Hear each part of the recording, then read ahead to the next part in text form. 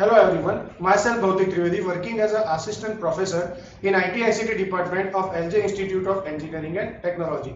So I will explain you the concept of IPv6 in a detail.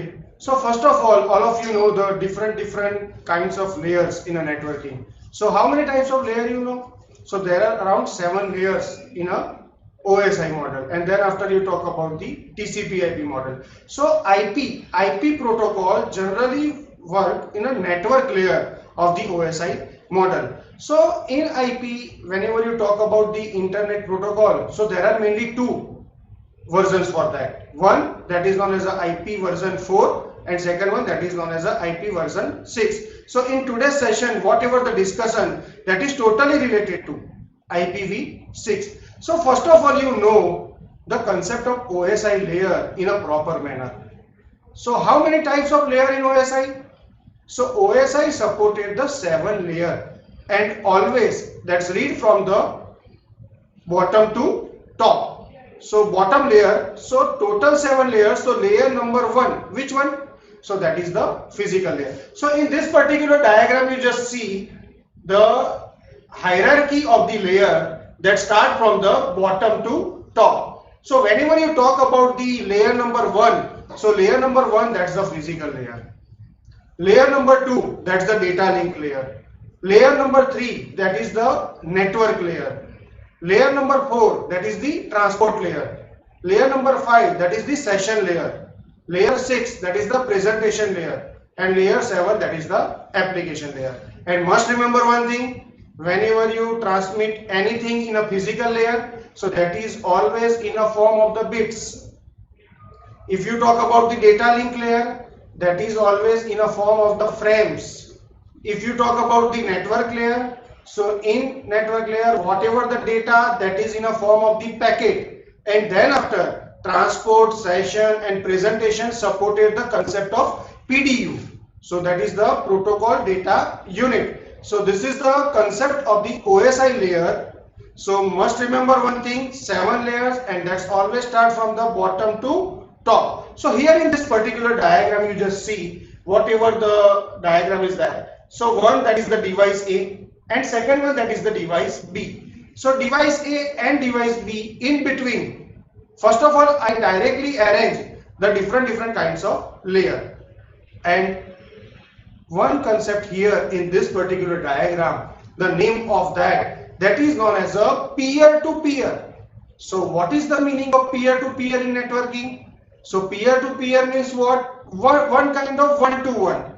So one sender, one receiver, that this kind of thing that can be treated as a peer-to-peer. But here in this particular diagram, whatever the operation between the two layers, that is known as a peer-to-peer concept.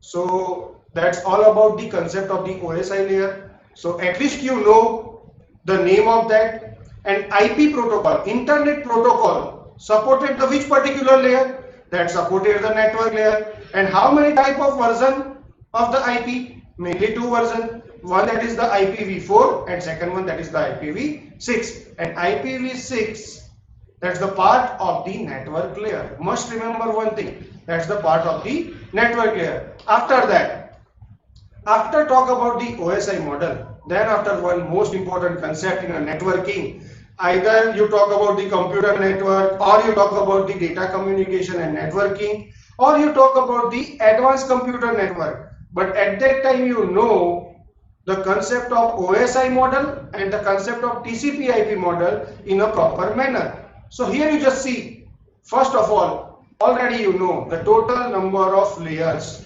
So total number of layers, that's 7.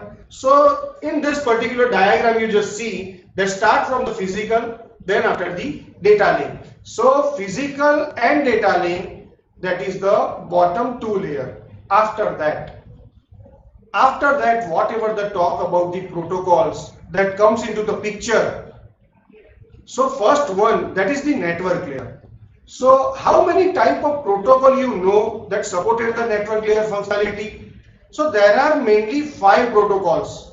Currently you fully focus on the internet protocol and the internet protocol version 6, that is known as the IPv6. But whenever you talk about the network layer, So network layer supported the 5 protocols. The name of that first one in this particular diagram you just see in network layer, the name of the protocol. So first one, that is the IP. What is the full form of IP? Internet Protocol. Second one, ARP and RARP. ARP and RARP. What is the meaning of ARP? Address Resolution Protocol. RARP means what? Reverse Address Resolution Protocol. ICMP means what? Internet Control Message Protocol. And IGMP means what? Internet Group Message Protocol. So whenever you talk about the network layer, so must remember one thing, the most important 5 protocols, that's the part of the network layer. So after that, another one layer. Which layer? That is known as a transport layer. So transport layer protocol. Most popular to name for that. One that is known as a TCP and second one that is known as a UDP. What is the full form of TCP? Transmission Control Protocol. And what is the full form of UDP? User Datagram Protocol. And must remember one thing, TCP, that is the connection oriented and reliable. And whenever you talk about the UDP, that is the connection less and unreliable. And another one protocol, that's the part of transport layer, that is known as a SCTP, Stream Control Transport Protocol. After that, the most important thing, application. In this particular diagram you just see application, presentation and session. But whenever you talk about the protocols, different protocols of the different layer, so at that time application layer supported mainly most important 6 protocol. The name of that first one, SMTP. SMTP. What is the full form of that? That is generally used for which purpose? That is generally used for mailing purpose. That generally used for the email purpose. So SMTP means what? Simple Mail Transfer Protocol. Second one, FTP, File Transfer Protocol, is generally used for transferring one file to another file. After that, HTTP, Hypertext Transfer Protocol, that is generally used for accessing a web page with using the web browser. After that, DNS, Domain Name System. Already you know mainly 3 types of domain. One, that is the generic domain. Second one, that is the country domain. And third one, that is the inverse domain. Generic domain means what? According to the behavior. Country domain means what? For example, India, so at that time you write the IN. For example, USA, so at that time you write the US. After that, SNMP, Simple Network Management Protocol. And last one, that is the Telnet. Telnet is generally used for the scripting purpose in operating system also. So that's the one Telnet server, and you directly accessing the data from the Telnet server. So this is the all about the concept of TCP IP protocol. So up to this 2 points I discussed. First one, that is related to the OSI layer. Second one, that is related to the TCP IP protocol. So after that IPv6 means that is under which category of protocol? That is under the category of the internet protocol. So what's the features behind that for IP? So first feature is that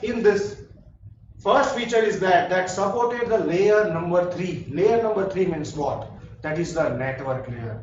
After that, whatever the data that is in a form of the datagram, and the most important features of the internet protocol is that supporting the best effort delivery. After that, all of you know, internet protocol supported the 2 versions. One version, that is the IPv4. Second version, that is the IPv6. Which one is the most popular version? So IPv4, that's the most popular version. After that, what's the functionality? What's the major functionality behind the internet protocol? So mainly 3 functionality for the internet protocol. First one, here you just see, that is the global addressing. Second one, that is the datagram lifetime.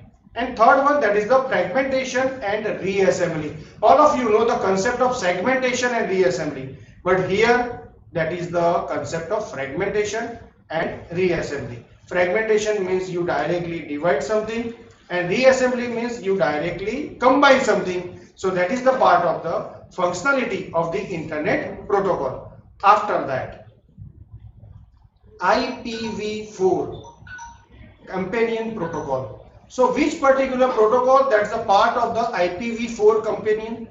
So here I directly put the list of that. First one, all of you know, ARP. What is the meaning of ARP? Address Resolution Protocol. That is generally used for mapping from IP address to MAC address. Mapping from IP address to MAC address. But if I want to perform the reverse procedure, so for that which particular protocol, that's the part of that. So RARP, Reverse Address Resolution Protocol, is generally used for mapping from MAC address to IP address. After that, another one here you just see, ICMP. That is the Internet Control Message Protocol. Why we use this? That is generally used for error reporting and query reporting.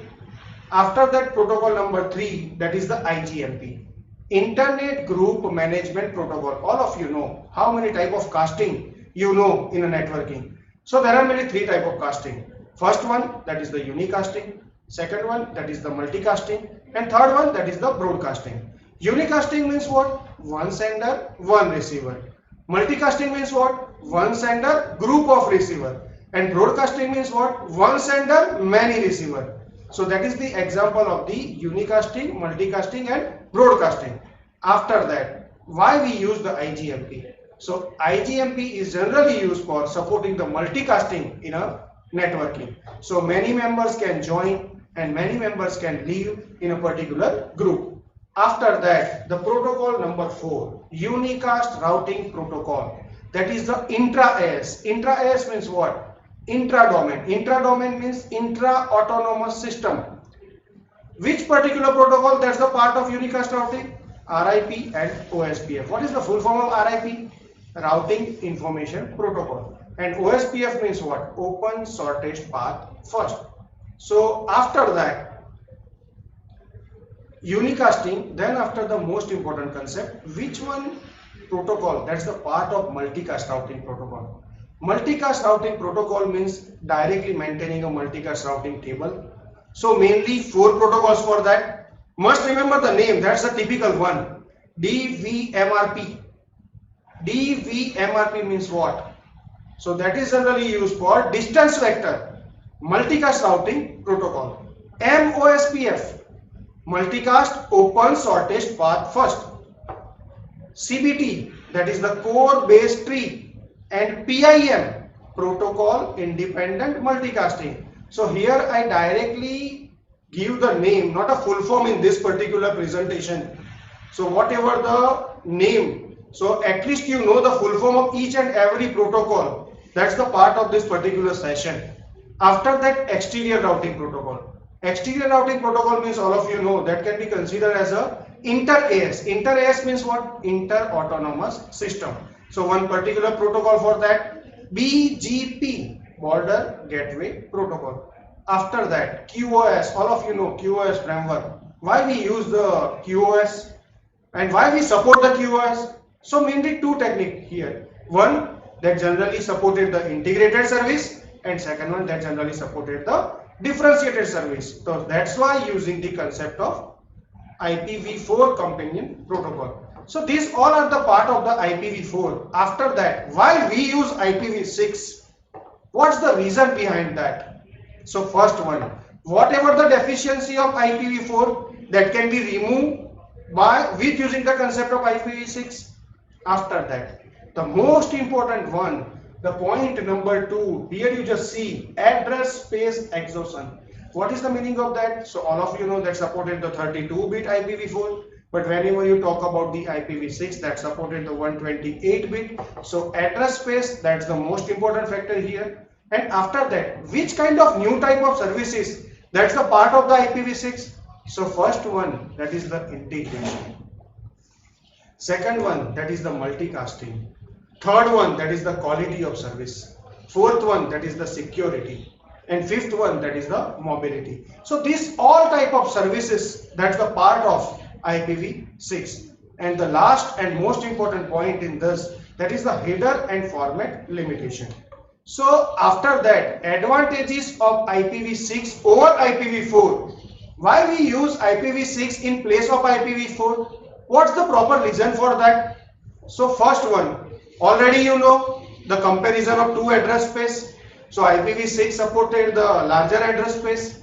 Second one, better header format as compared to IPv4. Third one, new options available in IPv6. Fourth one, that is generally used for the extension also. And the most important thing, with using the IPv6, you can directly support resource allocation as well as the security parameter as well as the mobility parameter. So this all about the concept of IPv6 introductory thing as compared to IPv4. So that's all about the today's session. Thank you for watching.